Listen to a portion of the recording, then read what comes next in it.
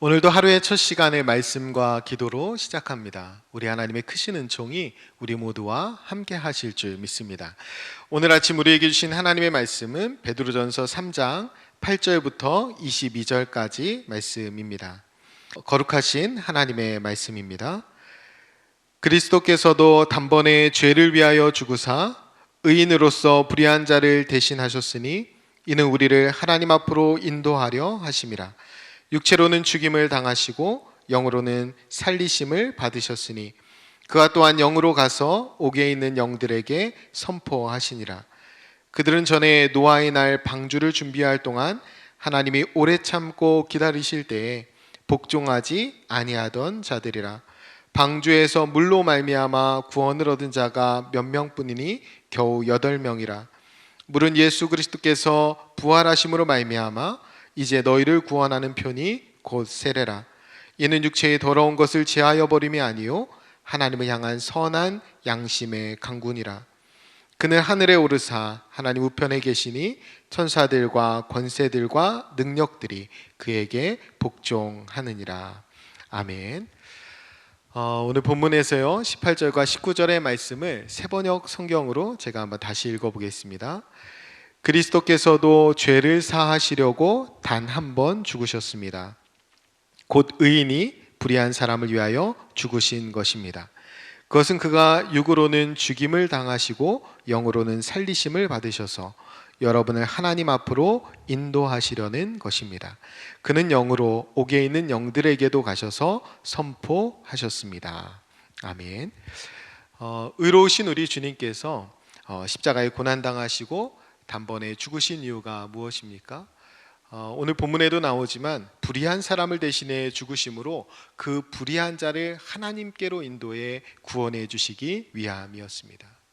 영으로 살리심을 받은 주님께서는 지옥에 있는 영들에게까지 가셔서 그 살리는 구원의 선포를 계속하셨습니다.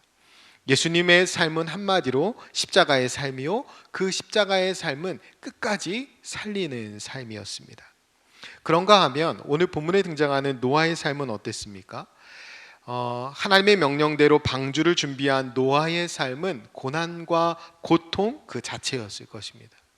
고작 8명 그 일가족의 노동력으로 7층 높이의 축구장보다 더 넓은 방주를 짓는 일은 끝없이 고된 노동의 연속이었을 것입니다. 노아는 이런 육체적인 그 고통뿐만 아니라 방주가 지어져 가면 갈수록 주변 사람들로부터 비난과 조롱을 견뎌야 했습니다. 노아는 왜 이런 모든 고난과 고통의 시간들을 참아낸 것일까요? 그것은 자기의 가족뿐만 아니라 하나님의 명령대로 하나님이 맡기신 생명들을 끝까지 살려내기 위해서였습니다. 끝까지 살려내는 삶을 살기 위해서였습니다. 오늘 본문에 보면 노아가 방주를 준비할 동안에 하나님도 오래 참고 기다리셨다라고 합니다. 하나님이 왜 오래 참고 기다리셨습니까? 하나님이 오래 참으신 이유는 그 방주를 보고 그 마지막 때임을 알고 마음을 돌이켜 삶을 돌이켜 방주로 들어와 한 사람이라도 더 구원받기 위해서 기다리신 것입니다. 하나님도 끝까지 살린 삶을 함께 하신 것이죠. 그럼에도 불구하고 불순종하여 구원받지 못한 자들에게는 영으로 살리심을 받은 예수님을 보내셔서 그 영들에게까지 선포하게 하십니다. 끝까지 살리는 삶, 그것은 예수님의 삶이요 하나님의 뜻에 순종한 노아의 삶이었습니다. 사랑하는 교회 여러분, 우리는 그 끝까지 살리는 삶을 계획하신 하나님과 그 계획에 죽기까지 순종하신 예수님으로 말미암아 구원을 받았습니다. 새 생명을 얻고 거듭난 삶을 살게 되었습니다. 그런 우리가 결단해야 될 삶은 두말할 필요도 없이 끝까지 살리는 삶이어야 합니다. 제가 전에 다큐 프로그램에서 그 외과의사 이국종 교수의 삶을 들여다본 적이 있습니다. 1년 365일 24시간 중증 외상 환자들의 응급수술을 위해서 저라면 감히 엄두도 못 낼 그 살인적인 일정을 소화해내고 있었습니다. 뿐만 아니라 그 외상 환자를 위한 그 제도와 환경을 개선하기 위해 혼자서 고군분투하는 모습이 영상에 계속 등장했습니다. 자신의 몸은 과로로 점점 망가져가고 있었지만 환자들의 죽음 앞에 스스로를 더 채근하며 몰아붙이는 그런 고통스러운 삶을 그는 살고 있었습니다. 의사로서 부유하고 안락한 삶이 아니라 빚에 쪼들리고 과로에 시달리며 병원 한 구퉁이에서 쪽잠을 자야 하는, 그러면서도 골든타임을 놓쳐 목숨을 잃은 환자들 앞에서 더 괴로워하는 그의 삶은 그야말로 고난과 고통 그 자체의 삶이었습니다. 그렇다면 그는 왜 그런 고통스러운 삶을 지속하는 것일까요? 이유는 간단합니다. 이유는 하나인데요, 끝까지 살리기 위해서입니다. 한 사람의 환자라도 더 살리기 위해서였습니다. 고난과 고통이 연속되는 삶이었지만 그의 삶의 방향은 언제나 살리는 쪽을 향해 있었습니다. 그래서 하나님을 대적하는 세상에서 우리도 마찬가지로 살리는 편의 삶을 사는 것이 그리스도인일 텐데, 우리도 동일하게 당하는 고난을 두려워하지 않고 도리어 마음의 소망을 더욱더 굳건히 할 수 있어야 합니다. 사도 베드로의 선포처럼 그리스도인이 하나님의 뜻대로 살면서 이 땅에 당하는 고난이 있다면 그것은 복인 줄 알고 수용할 수 있는 자세가 그리스도인의 자세여야 합니다. 하나님의 뜻대로 당하는 고난이 결코 헛된 일이 아니라는 사실을 오늘 본문에서 예수님이 우리에게 분명히 보여주시고 깨닫게 해 주셨습니다.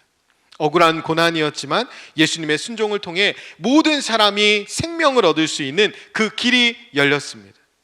우리는 고난이 누군가를 살릴 수 있는 길이라면 그것이 참으로 우리에게 복인 줄 알아야 합니다. 생명으로 인도하는 영광의 고난임이 분명하기 때문입니다. 우리는 고난 앞에서 내가 죽이는 자인지 살리는 자인지 자세를 분명히 해야 합니다. 현재 당한 고난을 잘 견디면서도 마치 죽이는 자인 것처럼 사람 앞에서나 하나님 앞에서 그 자세가 사나운 사람들이 있습니다. 우리는 결코 그런 삶을 살아서는 안 됩니다. 우리는 만약에 우리가 그런 삶을 산다면 고난 중에 도리어 사나워지고 고난 중에 살리는 편이 아니라 죽이는 편에 선다면 우리의 당하는 고난과 고통은 그저 우리 안에 아픔과 상처로 남을 뿐입니다. 그 이상이 되지 못합니다. 하지만 고난을 당하면서도 끝까지 살리는 자의 자세로 하나님 앞에서나 사람 앞에서 끝까지 서 있는 사람들에게는 그 고난은 십자가로 승화가 될 것입니다.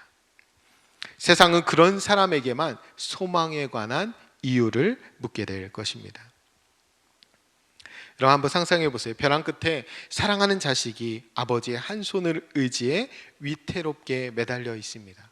그 장면을 한번 상상해 보세요.